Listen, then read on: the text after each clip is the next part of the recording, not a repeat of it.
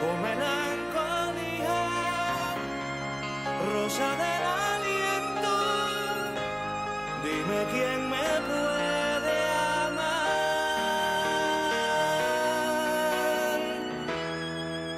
Hoy viene a mí la damisela soledad, con Pamela impertinentes y botón de amapola en el oleaje de sus vuelos. Hoy la voluble señorita es amistad y acaricia finamente el corazón con su más delgado pétalo de hielo. Por eso hoy, oh melancolía, señora del tiempo, beso que retorna como el mar. Oh melancolía, rosa del aliento, dime quién me puede amar.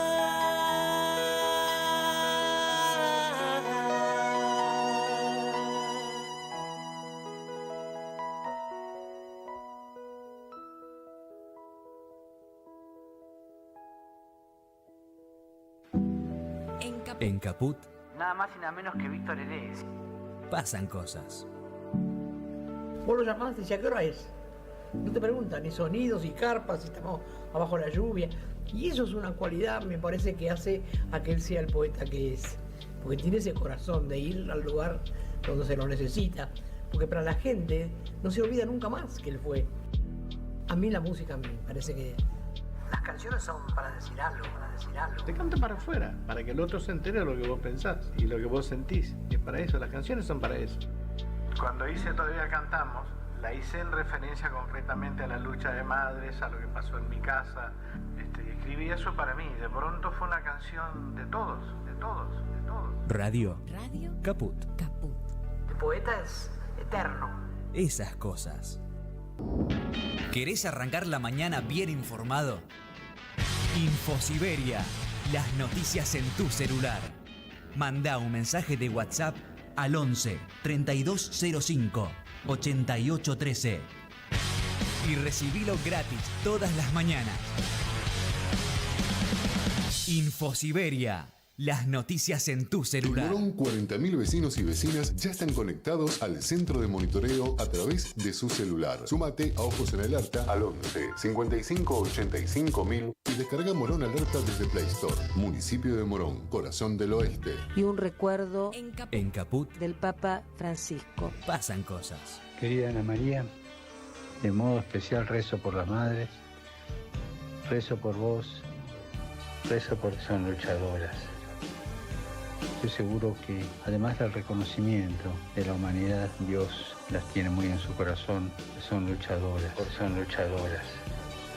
Lucharon por la justicia y nos enseñaron el camino. Y me alegra que vos sigas estas huellas de tu madre y que la transmitas a los demás en tu audición radial. De modo especial rezo por la madre, rezo por vos, rezo por tu madre, Esther, y rezo por todos los hombres y mujeres de buena voluntad que quieren llevar adelante un proyecto de justicia y de fraternidad entre todos. Son luchadoras. Y nos enseñaron el camino. Radio Caput. Que Dios los bendiga a todos. Esas cosas. Radiocaput.com. Estás conectado. Estás en Caput. Nosotros, los otros. Un espacio de resistencia contra la discriminación, la xenofobia y la desigualdad. Si las palabras migran su significado, si nos exilian en nuestra propia casa, si la piel rechaza y el color separa, si los dioses discuten sus razones, si los géneros se sacralizan y los sexos no encajan, entonces simplemente seremos otros. Nosotros, los otros. Conducen Larry Levy, en Radio Caput.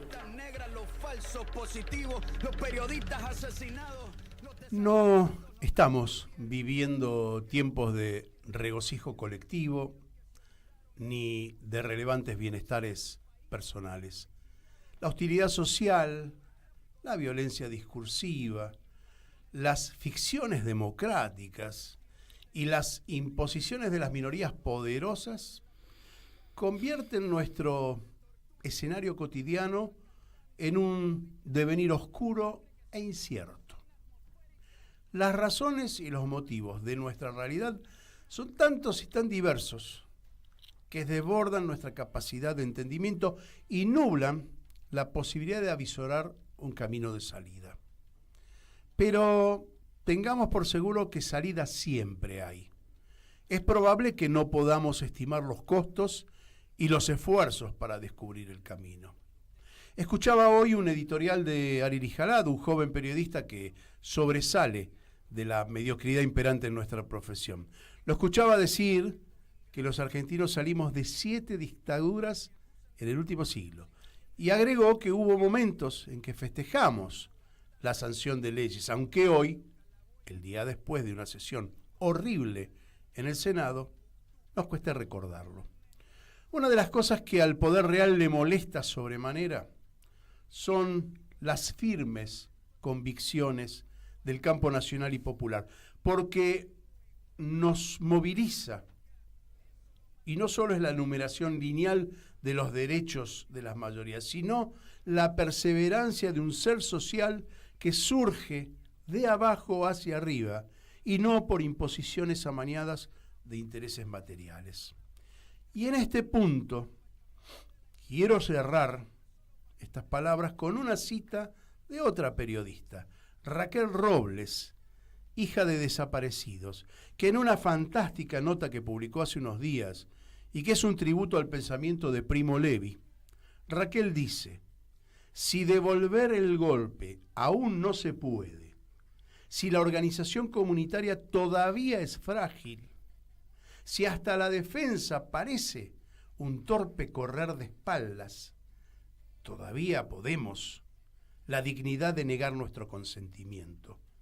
Cuando hacer es muy difícil, recordemos que ser sigue siendo peligroso para el enemigo. Asesinados, los desaparecidos, los narcogobiernos, todo lo que robaron, los que se manifiestan. Bueno, día gris en todo sentido para la Argentina, pero bueno, como decía Arili Jalad, de esto siempre se sale, siempre hemos salido, y como decía Raquel Robles, siempre el ser, cuando no se puede hacer, es muy valioso.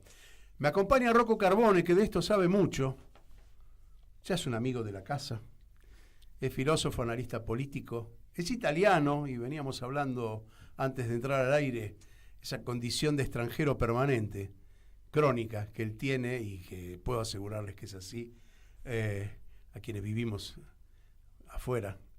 Se ocupa del poder mafioso, la teoría del poder mafioso, filosofía de la cultura, discursividades y procesos políticos y culturales de América Latina, y con la Argentina tiene bastante. Estudió en la Universidad degli Studi della Calabria, me cuesta mucho el italiano, con argentinos exiliados de la dictadura. Por ahí eso fue lo que lo tentó a venir a la Argentina. Trabajó, y sí tiene esto, ya lo dije alguna vez que lo presenté aquí también, tuvo el honor de trabajar con David Viñas en la Universidad de Buenos Aires. ¿Seguís como profesor e investigador del CONICET? Sí. Mirá qué bien, ojalá que por mucho tiempo. Bueno, escribe de vez en cuando en El cohete a la luna, y tiene una infinidad de títulos literarios. Hoy es el Día del Escritor, así que te puedo felicitar también, ¿no? Bueno, gracias. Entre los títulos: Mafia Global, el doble poder; Mafia Argentina, radiografía política del poder; Mafia Capital, cambiemos las lógicas ocultas del poder; Cientificidio, soberanía y lucha de clase; y tengo una más, pero bueno, es de las tantas que escribió: Decir la tierra, del sur de Italia al sur de América. Bienvenido, Rocco, ¿cómo estás? Bueno, muchas gracias. Un gusto estar acá, como siempre, con vos. y en la radio. Sí, nos falta el cafecito hoy, pero bueno, porque hoy estamos un poco inspirados, decíamos, ¿no? Antes de entrar al aire, porque, bueno, ayer fue un día difícil para la Argentina, no imprevisible, porque todo esto vos lo venís desarrollando hace mucho tiempo, y de alguna manera lo viste venir, lo ves crecer, quizás como no lo vemos en forma cotidiana los ciudadanos de a pie, como se suele decir. Para vos, ayer fue una demostración mucho más rústica y desembosada del poder digamos, del poder de las grandes fortunas, de las transnacionales. ¿Lo palpaste de ese modo? Mira, ayer estaba en la plaza, fui como un ciudadano cualquiera ahí a la plaza de manera organizada con mi gremio. Soy, como dijiste, un trabajador del CONICET y soy afiliado de ATE Verde Blanca, y fui con la columna de ATE, con los científicos y las científicas y con otros compañeros de otros sectores del Estado, para manifestar en contra de la ley base, en contra del RIGI, para formar parte de una comunidad movilizada, reactiva respecto de esa política de gobierno. Y nos quedamos ahí unas cuantas horas. Hay una escena que a mí me llamó la atención, porque yo habré llegado sobre el mediodía y nos quedamos hasta las 4. Hubo un acto y luego, como todos los actos que se hacen, termina con el himno, con el himno nacional. Yo me estaba retirando de la plaza y en el momento en que empiezan a tocar la primera nota del himno, me junto con 2 compañeros, con una pareja de viejos militantes, y nos paramos de cara al Congreso para escuchar el himno, como suele ser, ¿no? Es un antiguo ritual. Y en ese momento vienen 3 personas caminando en contra nuestro, 2 chicas creo y un chico, y una de ellas se pone la mano en el corazón. Eso es una imagen que a mí me interesó mucho, ¿no? Tocar el himno, escuchar la primera nota del himno, los primeros acordes, y tocarse el corazón, ¿no? Cuando la plaza estábamos resistiendo frente a la ley base, que de alguna manera la podemos entender como el nuevo estatuto del coloniaje en la Argentina.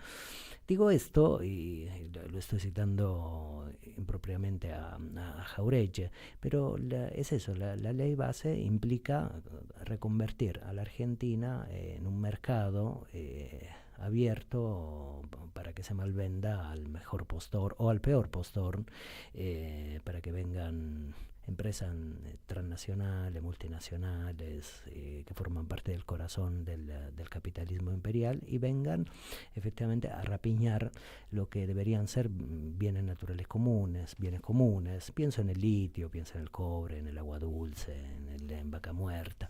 Y lo de ayer de alguna manera era esperable, pero al mismo tiempo no deja de afectarnos el corazón, ¿no?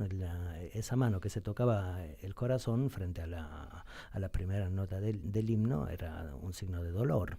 Y ayer fue un día doloroso por múltiples razones realmente. Fue doloroso porque hubo una votación, se votó a favor, fue doloroso por las palabras de la disque vicepresidente. Y fue doloroso por las traiciones también, ¿no? Fue doloroso, sí, tal vez se podría decir por las traiciones. No sé si, esa es una palabra que a mí no me convence mucho, pero yo creo que personas totalmente convencidas de lo que hacen cuando levantan una mano para bancar esta ley, que además me parece, Larry, que tampoco es una ley del gobierno, ¿eh? Yo no diría que es una ley de Milei. No, seguramente está confeccionada en otro ámbito. Claro, ¿no? yo creo que es una ley de otros poderes, no es una ley del Ejecutivo, del Gobierno, de interés. Me parece que es una ley de los poderes oscuros que uno no ve ni en la televisión, ni en el diario, ni en la plaza, que podemos llamar el interés del propio capital, ¿no? Del capitalismo. Y el Gobierno funciona como un operador también muy oscuro ahí. Y luego, termino con esto, me parece que también fue un día muy problemático, doloroso, remito a esa imagen de la mano sobre el corazón, por la represión que hubo y por las palabras del vicepresidente, que votó a favor de la ley y dijo que lo hacía porque había dos Argentinas, la Argentina de la violencia y la Argentina del trabajo. La Argentina de la violencia era la concentración, la manifestación del campo nacional y popular, paradójicamente no tanto, y la Argentina del trabajo son ellos. Bueno, eso es trastocar una tradición, es trastocar una historia, es trastocar un presente. Es vaciar conceptos, darlos vuelta. Este gobierno, y no sé si es este gobierno, si tiene que ver con algo que vos venís siguiendo, que es la derechización del poder en general, y ahora vamos a hablar si responde de alguna manera y tiene conexión con lo que está pasando en Europa, con las últimas elecciones europeas, pero digo que nos robaron de algún modo el vocabulario, el diccionario, con una serie de conceptos que nosotros entendíamos, eso que vos estás diciendo, ¿no? Es decir, la Argentina de los trabajadores y la Argentina... O sea, ellos reprimen, pero son la Argentina del trabajo. Claro, son la gente del trabajo, claro. Las contradicciones son manifiestas, pero la mentira, de alguna manera, queda calada en el público. En el público los vota, ¿no? Pero consideramos que hay un 50% más o menos. Y aunque sea un poquito menos, también es para asustarse, que creen en ese discurso y que lo repiten, y eso es muy preocupante. Pero estos tipos de poderes, Larry, que son poderes tan viejos como la historia de la humanidad, como la propia humanidad, ¿no? Digamos, le podemos poner muchos nombres, en fin, pero deben ser contemporáneos de Abel y de Caín, ¿no? Hay siempre uno bueno y uno malo. Sí. Pero digamos, estos poderes siempre hicieron lo mismo a lo largo de la historia de la humanidad, o hicieron casi siempre lo mismo. O sea, enajenar al ser humano, alienar al ser humano, desconectarlo de un tejido social, histórico, nacional, popular, significativamente denso en la clave de la cultura, en la clave de la sociedad, en la clave de la historia, de la lengua, y luego las fuerzas emancipadoras frente a la enajenación politizan. Y me parece que una buena porción de la sociedad argentina votó a este poder porque fueron enajenados respecto de su propia historia, de su propia condición humana, de su propia condición laboral, de su propia condición familiar, de su propia condición barrial, en fin. Porque son poderes muy poderosos porque son poderes contradictorio, que te dicen siempre dos cosas al mismo tiempo, que chocan entre sí, pero son poderes que también se asientan sobre un aparato colosal de propaganda, así lo digo a propósito, aparato colosal de propaganda que está constituido hoy en día, me parece, por la mediatización monopólica, que la Argentina es un poder muy fuerte, lo llamamos el cuarto poder, yo no sé si es el cuarto, la verdad. Que va primero, pero sí, muchas veces es mucho más poderoso que el poder del propio, de la propia, concentrar en la propia estatalidad. Entonces me parece que nos equivocamos de decir el cuarto poder, pero esa mediatización monopólica ahora se expande mucho entre nosotros y nosotras con las redes sociales o las redes antisociales, metidas en el tejido de la propia biología del ser humano a través del celular. Uh-huh. Entonces me parece que muchos fueron convencidos en contra de sus propios intereses. Entendimos el fenómeno en el campo nacional y popular, me refiero, ¿no? De este lado de la valla. ¿Entendimos el fenómeno de las comunicaciones o todavía estamos tratando de ver cuál es el fenómeno? No, yo creo que el fenómeno de las comunicaciones lo hemos entendido muy bien, pero me parece que hay que restituir el debate menos sobre la cuestión de la comunicación que sobre el poder, porque en realidad en el mundo que vivimos hay una espesa lucha de clases y una espesa lucha de poder, y muchas veces, lamentablemente, corremos el foco de lo que debería ser un debate profundo, una conversación profunda y una acción profunda sobre el poder, lo corremos al ámbito de las comunicaciones, que es cierto que el ser humano se mueve por intereses, pero también se mueve por palabras, por conceptos, por ideas, digamos. Pero me parece que el debate debería moverse menos dentro del ámbito de las comunicaciones y también menos dentro del ámbito de la economía y más dentro de la organización política. De la organización política, de la disputa de poder, eso. Te hago una pregunta, es decir, bien dijiste y citaste a Abel y Caín, y yo siempre sostengo que la puja es la misma hace 5.000 años. Es más o menos la misma. Ahora sí. pregunto, las categorías en las que nos movemos, izquierda, derecha, centro, progresía, campo nacional y popular, ¿hay que revisarlas o hay izquierda, derecha y trata el poder de minimizar eso, de diluirlo para confundirnos? Yo no tengo ninguna duda de que la izquierda y la derecha aún existen, porque la izquierda es un sinónimo más o menos exacto de emancipación y derecha es un sinónimo más o menos exacto de reacción.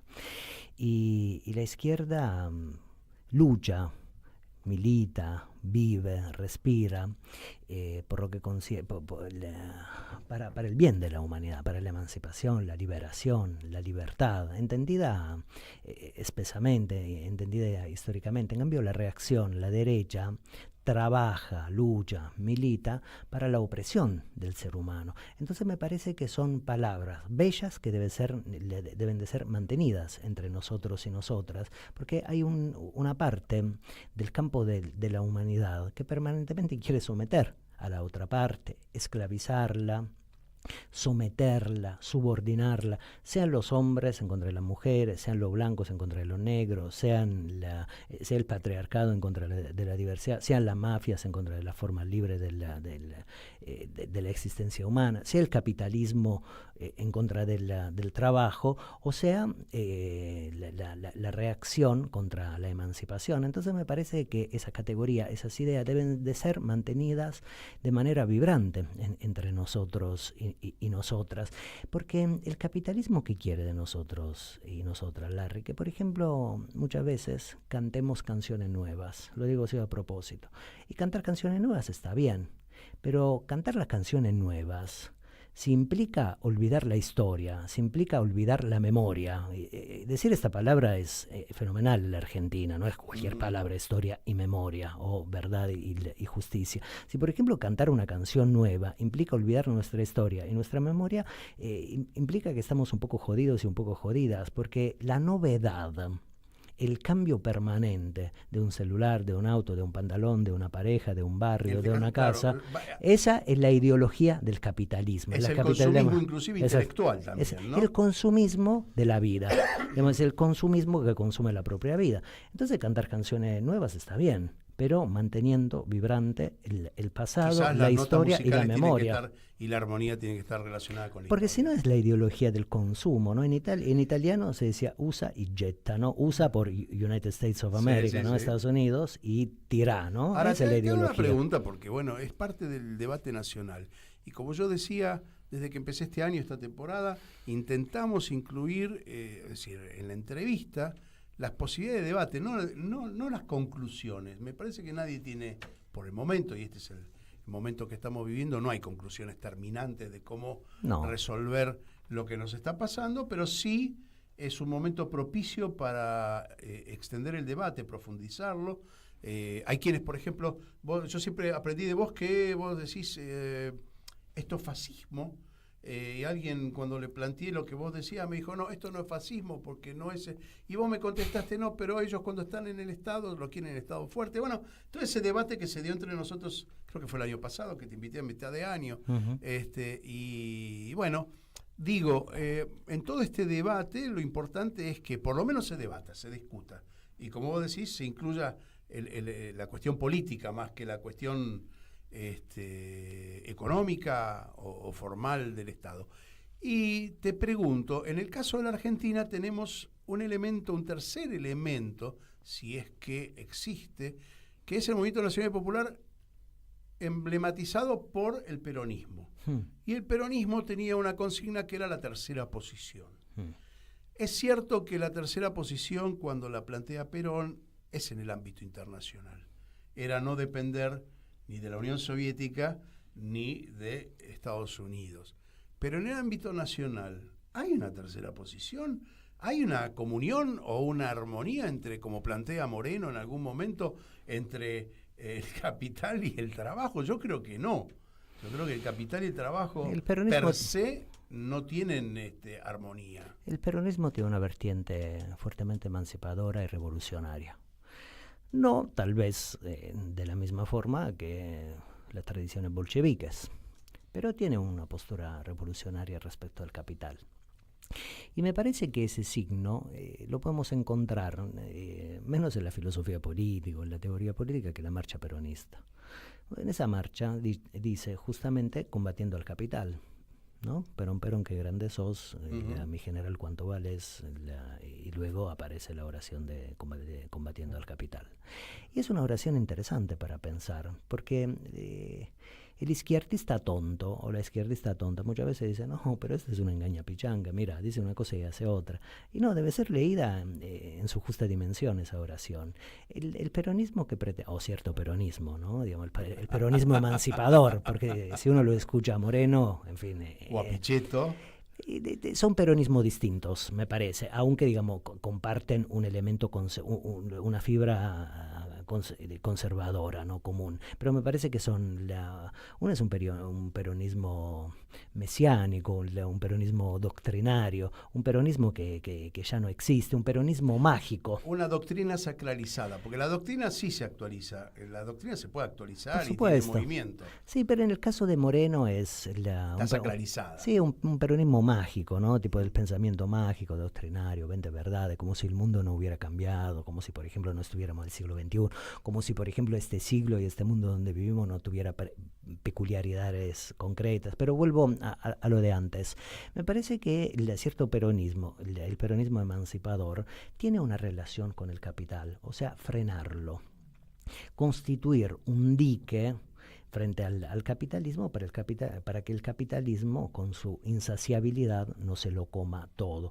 Y de hecho, mira, digamos, para dar un dato muy concreto, cuando Cristina Fernández de Kirchner termina su segunda presidencia, el trabajo, quiero decir, los trabajadores y las trabajadoras ganaban casi el 52% frente al 48% del capital. Bueno, es eso, combatiendo al capital, construyendo un dique de contención frente a esa insaciabilidad para redistribuir.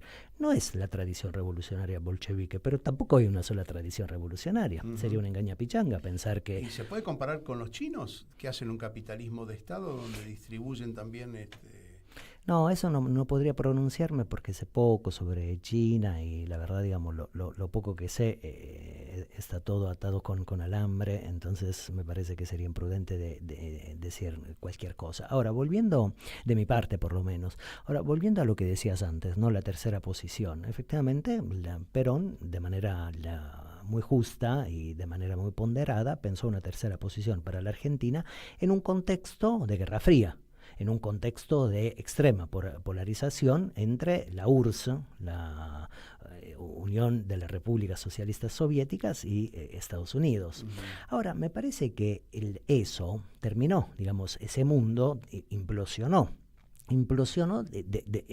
relativamente, porque hay que pensar en esa articulación del mundo. Implosionó con la caída del muro de Berlín, que era una idea de lo más interesante, ¿no? La caída del muro, que implica que efectivamente había un límite para el capitalismo y que más allá del muro había otra vida y otra sociabilidad posible. Cuando cae el muro, cuando se hace implosionar el muro y cuando implosiona la ex-URSS, ¿qué pasa? Que el capitalismo se vuelve global. Estamos en este momento.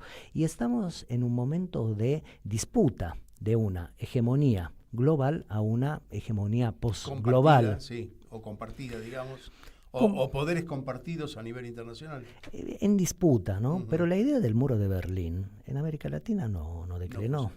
No, es que no declinó. Todavía en América Latina tenemos muro de Berlín. ¿Tenemos? Sí, está Cuba, Venezuela, Nicaragua, Colombia. Quiero decir, en América Latina no hay un giro a la derecha, porque vos dijiste hace poco... yo lo decía con respecto a Europa, pero... Lo que pasa en Europa. Sí. Bueno, en Europa no hay muro de Berlín. Quiero decir, no hay una idea que frene el capitalismo. Hablamos después de la pausa sobre lo que está pasando en Europa y cuál es cuáles son los vasos comunicantes con lo que pasa acá? Muy bien. Vamos a una pausa nosotros los otros para seguir charlando con Rocco Carbone, que todos conocemos como experto en mafia, pero también en política y procesos políticos que estamos viviendo en la América Latina, porque está radicado hace muchos años aquí en la Argentina. Vamos a la pausa y seguimos. Enseguida volvemos con Estamos aquí. Nosotros, los otros. Estamos aquí. En Radio Caput. Estamos aquí.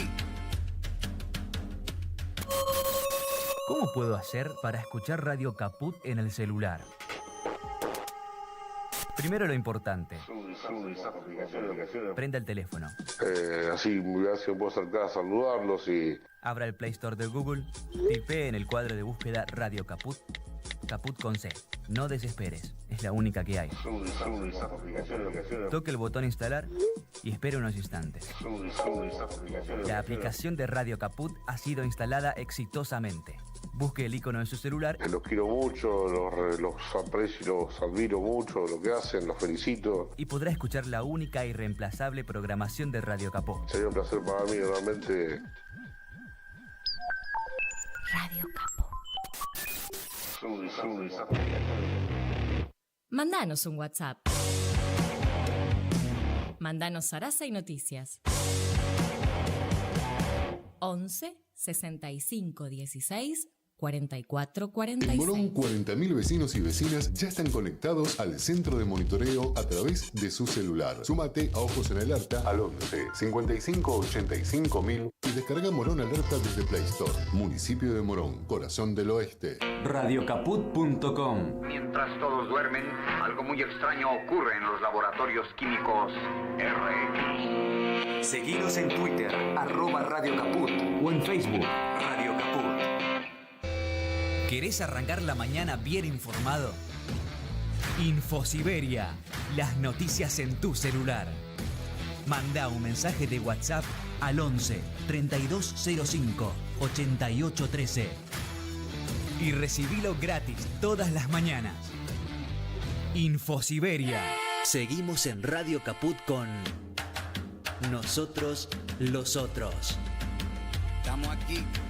Oye. Y estamos aquí, sí, con Rocco Carbone, Nosotros los otros, y decíamos antes de irnos a la pausa que íbamos a tratar de poner el ojo ahora en los procesos de derechización o de extrema derechización, hay que poner el punto ahí quizás, en Europa y los vasos comunicantes con lo que está pasando acá, contemplando por supuesto las diferencias. ¿Qué está pasando en Europa, Rocco?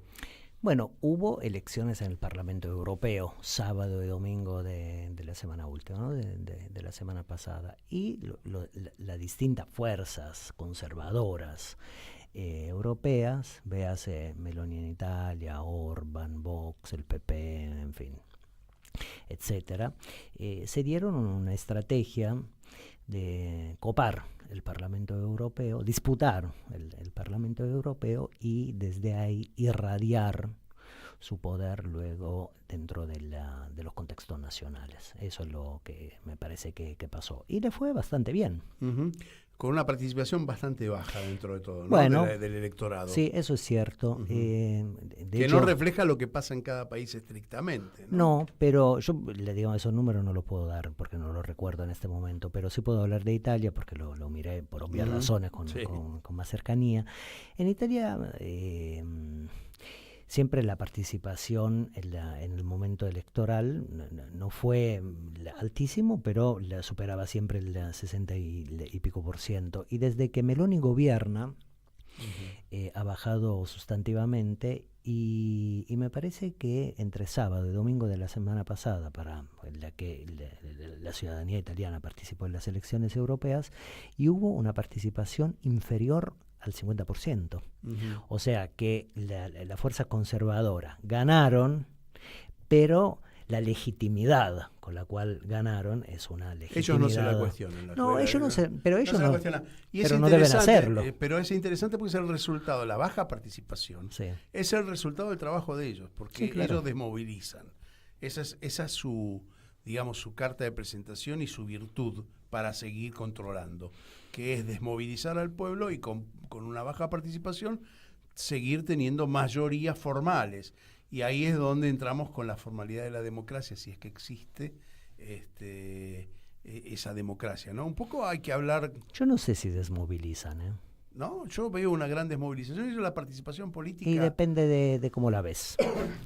Depende cómo se mire la movilización, la desmovilización y cómo veamos o cómo interpretemos esa idea muy compleja que podemos llamar mundo. Desde mi punto de vista, el mundo, desde hace un tiempo a esta parte, desde la existencia de la Internet y desde la existencia de las redes sociales, se ha duplicado. O sea, el mundo se ha duplicado. Tenemos un mundo material, real, digamos, el mundo del campo de bocha, del bar, de las instituciones, de la calle, en fin, de la bici.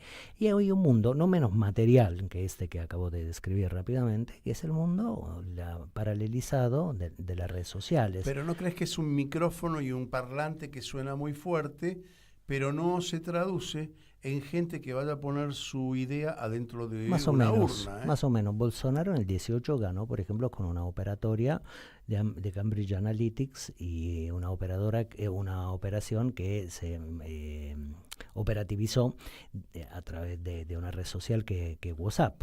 Y entonces, digamos, todo eso, la cuestión de la red, la cuestión de la Internet, la cuestión del celular, mira cómo se llama, celular viene de célula, y es un aparatito que no es como la vieja radio, la vieja televisión, que vos lo prendías cuando llegabas a tu casa. El celular lo tenés metido como una célula más en el BIOS, o sea, forma parte de nuestra respiración diaria. Tendencia a la individualidad, ¿no? A la individualización, a la subjetivación y también a la masificación. Entonces, porque crean climas. El propio Milei, ¿no? El propio presidente que gobierna la Argentina es un político que se expandió a través de ese poder de propaganda. El fascismo, puesto que vos pusiste la palabra y yo la recupero, siempre interpeló, por ejemplo, los medios masivos de comunicación o, por ejemplo, los medios de propaganda, sea el cine, sea la radio, sea, por ejemplo, qué sé yo, los eslogans, las consignas. Las imágenes. Hay una cuestión de unidad de imágenes. Las imágenes. Y ese aparato propagandístico crea climas sociales, crea una unidad, una fusión, expande una fuerza, propaga una fuerza que se construye alrededor de la figura del líder. Y la metafórica es muy interesante para pensar esa dualidad del mundo, esa doble materialidad, por más que una sea irreal o virtual.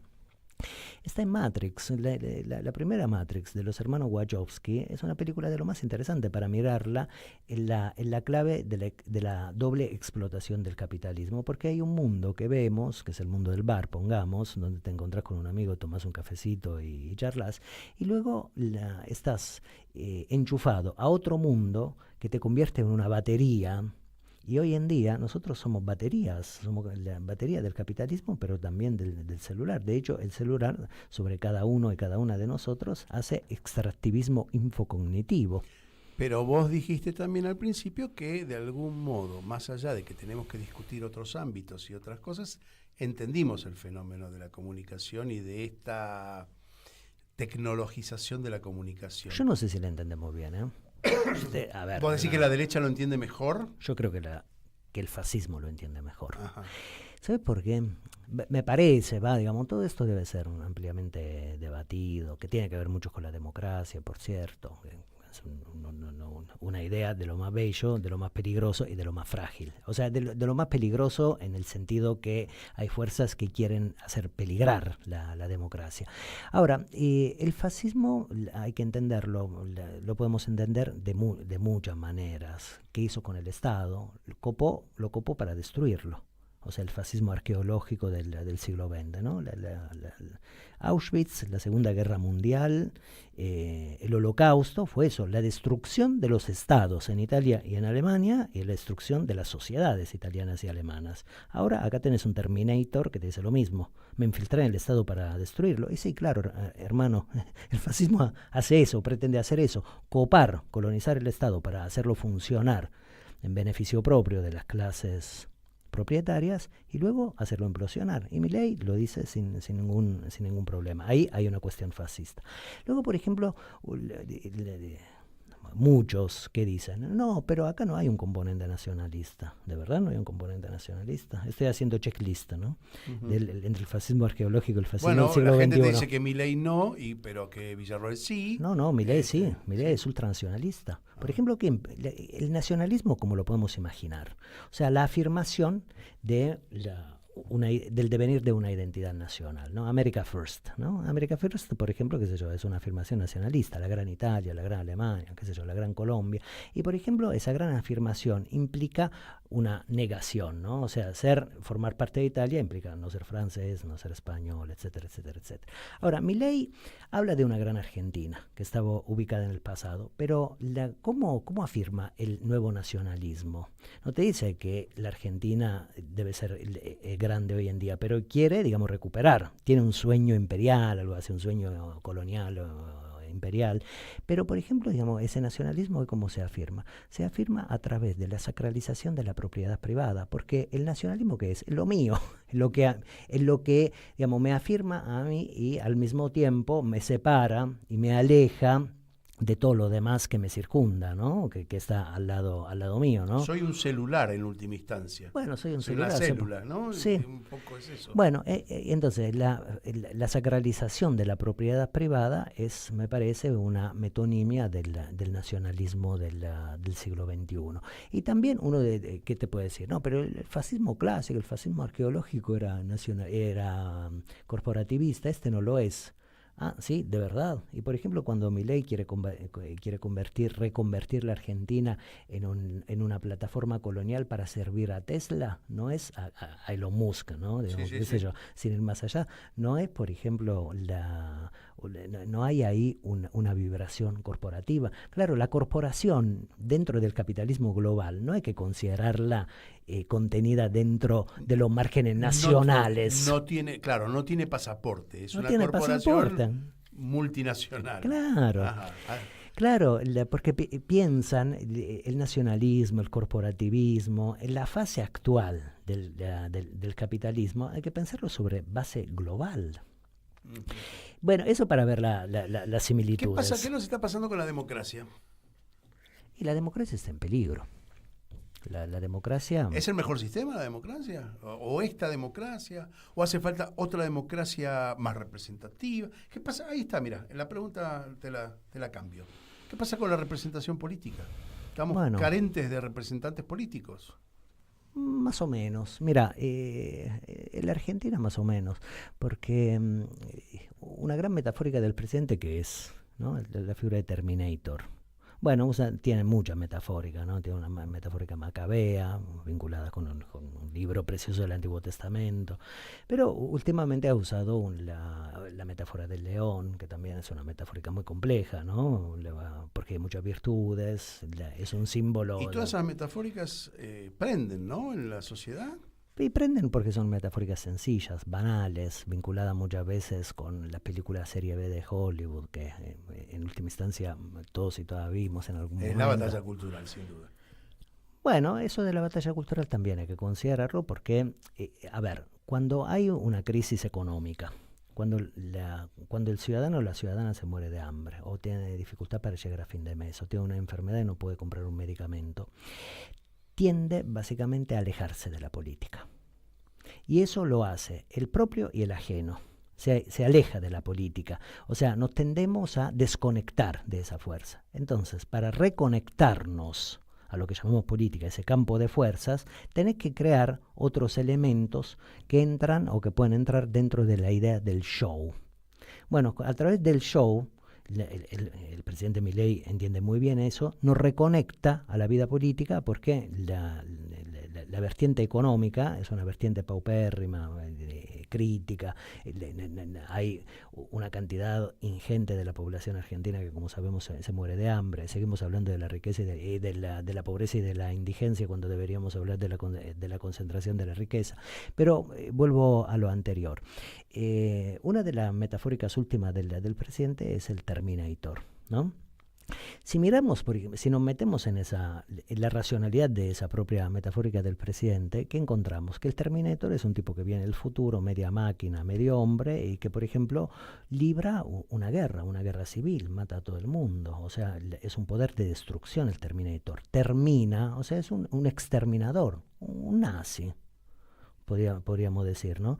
Y todo Terminator, si quisiéramos decirlo con una vieja oración que a todo el mundo le va a sonar, todo Terminator tiene su Sarah Connor. Me parece que en la Argentina hay una Sarah Connor, que efectivamente todavía concentra las esperanzas, concentra las expectativas y que sintetiza de alguna manera una posible conducción en la clave emancipadora y de lo nacional popular. No es necesario que diga el nombre, ¿no? No es necesario.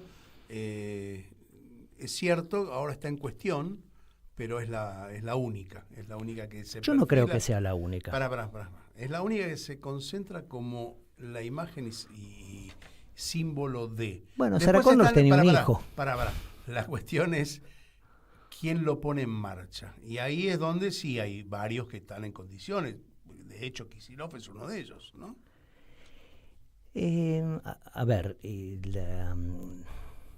Me parece que...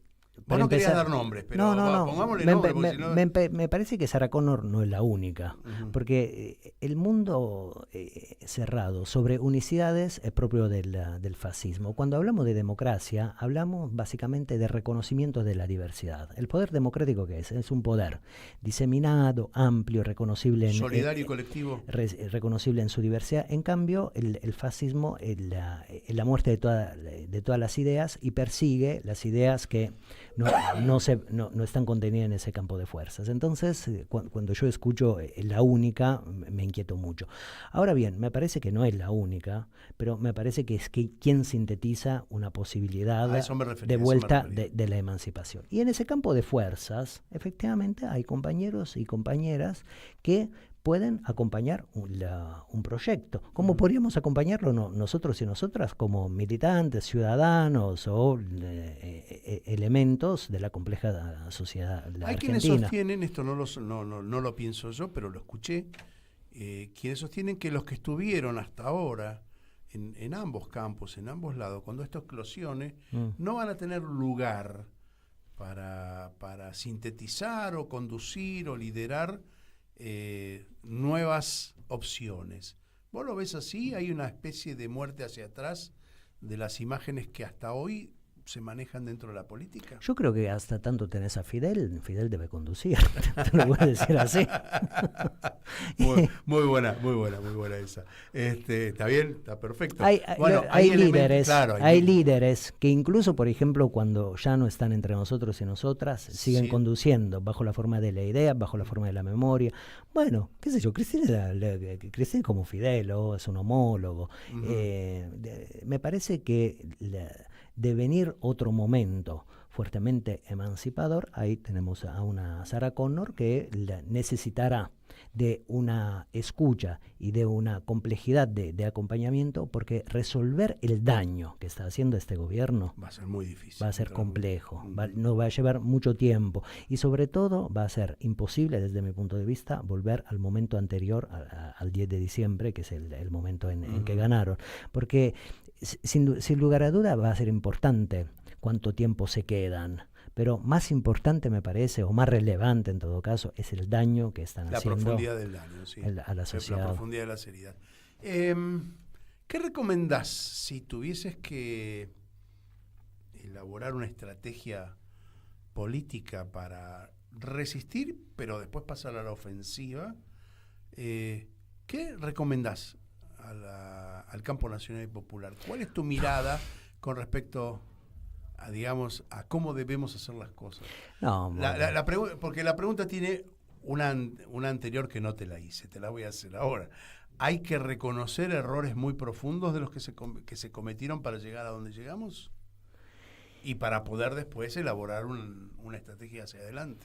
Bueno, como seres humanos siempre cometemos errores, pero yo creo que hemos llegado aquí menos por los errores propios que por una criticidad inherente al mundo que vivimos. Quiero decir, buscar errores es buscar un culpable.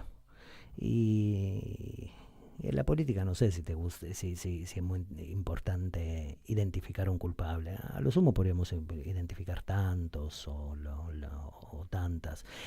Me parece que este poder que ha surgido entre nosotros y nosotras en parte fue debido a un momento enorme, a un momento inesperado, a un momento angustiante, enormemente angustiante de la vida política y de la vida humana, que fue la pandemia. Sí, Entonces, sí. por ejemplo, qué sé yo, si hubiéramos hecho todo bien, muy probablemente también habríamos llegado acá. Pero vuelvo a la cuestión de la democracia, porque me parece sumamente interesante, sumamente importante, y luego voy a tratar de decir lo que pienso sobre lo que podríamos hacer, pero que esto se tome de manera muy modesta. Como en un café de la esquina. Sí. Como una charla de café. Sí. A los 40 años de la vuelta a la institucionalidad democrática, este gobierno se llevó puesta la democracia, o sea, la quebró.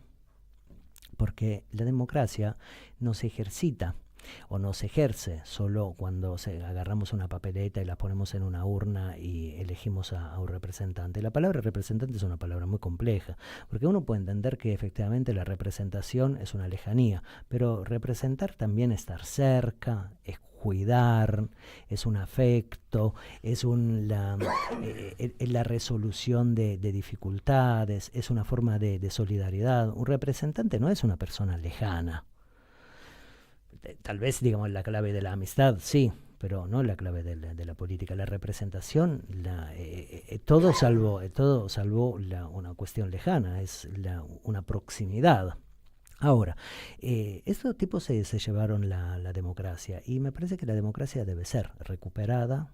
La democracia liberal, burguesa, capitalista, debe ser recuperada para ser profundizada. Porque estos tipos para continuar esta disrupción. Para interrumpir este flujo. Claro. Y me parece que para recuperar la forma democrática deberíamos empalmar nuestro saber, nuestras ideas, nuestra forma de pensamiento. Lo diré así: el fascismo es un poder dualista, binario. El pensamiento dualista, ¿cómo lo podemos sintetizar? Esto o aquello, me gusta, no me gusta, sí, no, alto, bajo, malo, bueno, corazoncito, no corazoncito. Es el poder el pensamiento dualista es inherente, por ejemplo, a las redes sociales, ¿no? Corazoncito, no corazoncito, like, no like. Es el pensamiento que sostiene un poder dualista, que es el fascismo. Bueno, me parece que en el campo nacional y popular deberíamos recuperar las grandes tradiciones emancipadoras de lucha. Y ahí tenemos una gran figura, que es Cook, John William Cook, una figura de síntesis de las grandes tradiciones emancipadoras peronistas y de izquierdas. Y me parece que en la Argentina del siglo XXI podríamos pensar tal vez en un Cook feminista. Estaría interesante. La siguiente pregunta es si podemos mejorar esa democracia a la que vos aspirás, y que creo que aspiramos todos, con una mayor participación, con estamentos participativos intermedios. Bueno, en la Argentina y en América Latina en general tenemos muchas formas democráticas que, por ejemplo, en Europa no se ven. Porque en la Argentina, por ejemplo, durante los años que fueron del 2003 al 2015, ¿qué vimos? Que había una democracia representativa y una democracia participativa. Hago un ejemplo para que se entienda la participación y cómo esa participación puede modificar las decisiones de la institución. ¿Te acordás cuando gobernaba Mauricio Macri? Que hubo el 2x1. ¿El 2x1 qué era? Básicamente Macri quería mandar a los genocidas a casa, a jugar de abuelos, a jugar de parejas, a jugar de papá, más o menos simpático, una condonación de la pena por viejos.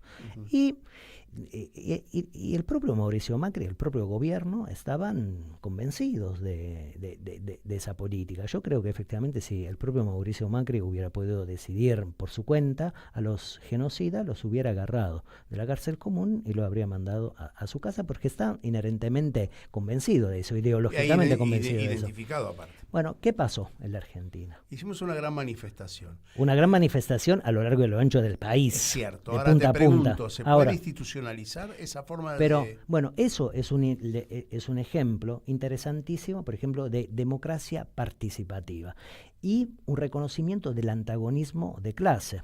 Porque, por ejemplo, estaban las clases que conducían el país, o sea, las clases que sintetizadas en el macrismo, y por ejemplo el campo nacional y popular salió a la calle para decir, bueno, esto no lo vamos a bancar de ninguna manera. Y puesto que ese gobierno reconocía el antagonismo de clase, reculó. Bueno, la democracia participativa puede efectivamente modificar los avatares de las clases oprimidas dentro del Estado. Bueno, tenés que salir a la calle, te tenés que organizar, tenés que movilizar, pero hay... ¿Se pueden crear instituciones intermedias? Se podrían crear instituciones que estimulen intermedias. O modifiquen... Se podrían crear instituciones intermedias, pero la Argentina tiene esas instituciones intermedias. El campo nacional y popular, por ejemplo, el campo nacional y popular es una idea que no es ni fija ni eterna, sino que nombra la posibilidad de recrearlo en cada época histórica. Pero el campo nacional y popular, ¿cómo lo podemos imaginar, Larry? Lo puedes imaginar como un empalme entre movimientos sociales, movimientos sindicales, organismos de derechos humanos, feminismos. Es toda esa articulación. Esa es la articulación. Bueno, y podemos nombrar otras cosas. Bueno, esas son instituciones. Rocco, te voy a liberar de definir el progresismo, como habíamos dicho, porque no vamos a alcanzar. Pero sí, en los 2 minutos, 1 minuto y medio que nos queda, dame una perspectiva hacia adelante. Yo sé que ¿querés algo más? Yo sé que soy muy pretencioso, pero decime algo que pueda llegar. A ver, como te dije antes, iniciamos el debate. Toda esta temporada estamos haciendo debate, lo que nos está pasando, ¿sí? Si bien no es coyuntural este programa, es contemporáneo. Por lo menos tirar una idea de cómo ves el futuro inmediato. Mientras hay lucha, hay futuro. Incluso, mira, ayer esa conversación empezó, por ejemplo, con lo que pasó ayer con la ley Bases. Y ayer fue un día complejo, hoy mismo lo es. De hecho, ayer yo volví a mi casa cuando salí de la plaza con bronca. Pero si hay vida, hay esperanza y si podemos luchar, siempre podemos salir de esta coyuntura. Ahora, en cuanto a qué hacer con el progresismo, eso lo diré, trataré de responder a esa pregunta, no para zafar. Tenés 30 segundos, no tenés sí, más. Cuando surgió el fascismo arqueológico en Italia, se juntaron todas las fuerzas habida y por haber, democráticas, incluso, por ejemplo, la democracia cristiana, incluso lo monárquico, o sea, se juntaron todas las fuerzas emancipadoras para subordinar un enano que ha quedado en la vida de los pueblos del occidente y que todavía está entre nosotros y nosotras y que en algunos lugares como la Argentina se ha magnificado. Tenemos al enano y sabemos cómo sacarlo entonces. Y me parece que tenemos experiencia histórica a las cuales recurrir. Rocco Carbone, gracias por tu optimismo, aunque dicen que el optimista es un pesimista mal informado, me dijeron el otro día. Y bueno, te agradezco tu participación porque siempre es no solamente positiva, sino que llama al pensamiento. Y cuando un tipo al que entrevistaste llama como profesional, te llama al pensamiento, es algo que me parece positivo porque de alguna manera lo que trato de hacer es que los que nos están escuchando puedan preguntar a través mío, a través de cualquier periodista que intente concentrar, no la palabra, sino convertir la pregunta de la calle a alguien que tiene la formación. Y vos tenés la formación y nos diste un montón de pistas. Te agradezco que hayas estado aquí en Nosotros.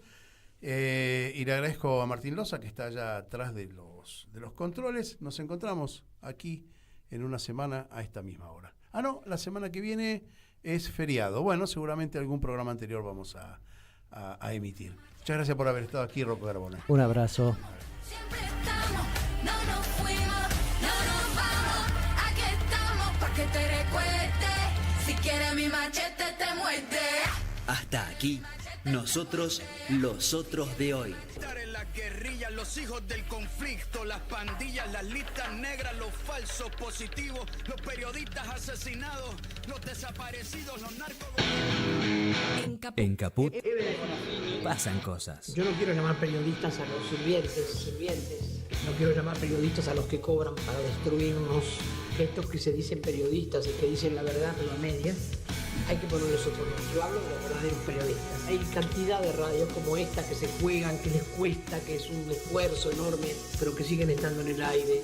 Me parece que eso es lo que hay que reivindicar. Radio Caput. Yo hablo de los verdaderos periodistas. Esas cosas. Manda un mensaje de WhatsApp al 11 3205 8813. Infosiberia. Las noticias en tu celular. Manda un mensaje de WhatsApp y recibilo gratis todas las mañanas. Infosiberia. Las noticias en tu celular. En Morón, 40.000 vecinos y vecinas ya están conectados al centro de